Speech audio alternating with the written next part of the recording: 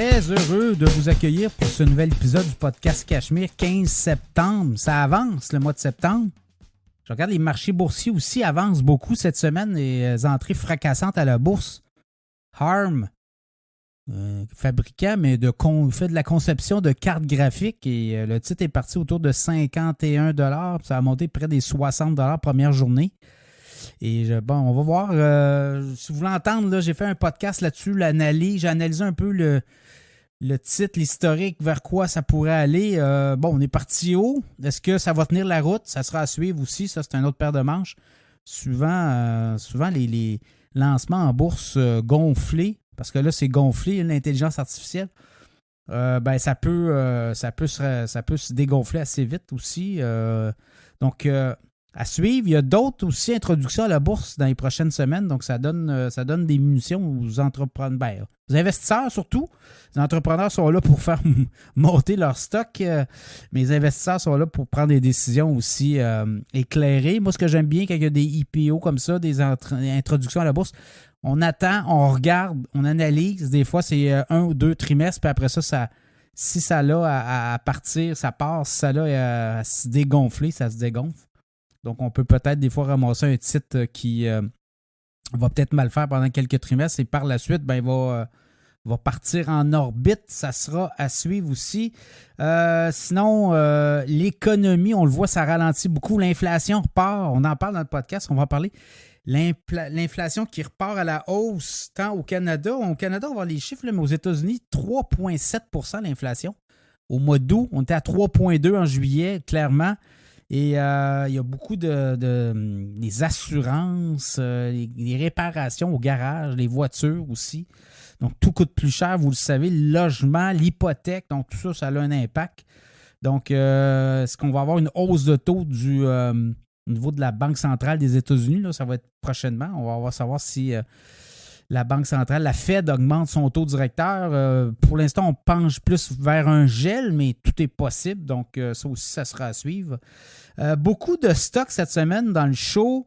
Avant d'aller plus loin, 2 choses. En fait, l'infolette financière, tous mes podcasts sont gratuits. En passant, on est 8e. Cette semaine, on a atteint le top 10 dans la section des podcasts Apple Podcasts dans les nouvelles économiques. Donc, c'est les 300 podcasts les plus populaires dans cette section-là au Canada et on était 8e podcast Cachemire. On était 8e, 11e, 10e, 15e. On a atteint le top 10. Donc, très heureux de ça. Et ça amène, c'est sûr, quand on est haut dans classements, ça amène des nouveaux auditeurs. Donc, il y a eu beaucoup d'écoute aussi. Cette semaine, on le sent davantage de préoccupation. Les investisseurs, l'économie, les affaires. Je suis très content de l'auditoire et d'avoir aussi des gens qui reviennent semaine après semaine pour le podcast Cachemire. Très heureux de tout ça. Les sujets, avant des sujets, l'infolette financière. Vous savez, moi, mon contenu est gratuit. Là, à tous les jours, j'en fais. Je fais des revues boursières. Et pour financer le podcast, il y a 2 façons de le faire. Là. C'est soit qu'on met un frais puis on a des abonnés ou on a des produits Patreon qui appellent. Donc, pour être patron du podcast, vous pouvez encourager le podcast Cachemire.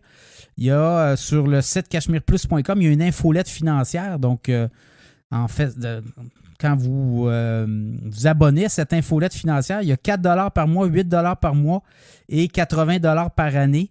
Ça fait en sorte que vous nous aidez à faire le podcast. Donc, vous pouvez aller vous abonner sur le site cachemireplus.com et ça fait en sorte que ça nous aide à passer au travers de la progression et surtout la conception, la fabrication du podcast.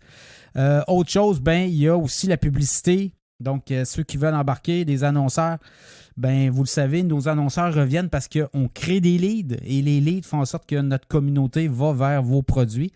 Donc, Mireille Rondy, en sécurité financière, planificatrice financière, conseillère en sécurité financière, vend aussi de l'assurance. Mireille, invalidité, Si vous êtes assuré invalidité, mais regardez, là, parce que souvent, on est mal assuré. On a un prêt à la banque, puis on va avoir une assurance invalidité, mais ça va couvrir juste la portion du prêt. Ça ne couvre pas toutes les dépenses, donc il y a beaucoup plus d'autres dépenses, les prêts auto, si vous tombez en arrêt de travail à cause de la maladie. Sinon, ben, vous allez gruger vos économies. Hein. Donc, être assuré, assurance partnership, vous êtes en affaires, vous avez des assurances aussi pour vous protéger. Si jamais votre partner ou il arrive quelque chose, ben c'est important aussi d'être très bien assuré. L'assurance vie. Donc, vous allez sur mireillerondy.com et vous communiquez avec Mireille. D'ailleurs, elle va venir faire une chronique là, la semaine prochaine sur les assurances et sur la planification financière. Et ProStar SEO est avec nous. ProStar SEO, toute la référence, le référencement sur le web avec Google, il y a quand même il y a des codes, hein, et il y a des façons de faire. Et si vous prenez les gens de ProStar SEO, ben, on va vous amener dans les premières références quand les gens cherchent vos produits et services. Donc, ProStar SEO est avec nous. Cette semaine, l'inflation, ça repart à la hausse. On va en parler. J'ai plus de données sur ce qui est arrivé aux États-Unis, puis on va parler du Canada aussi. Qu'est-ce que ça peut signifier dans les prochains mois?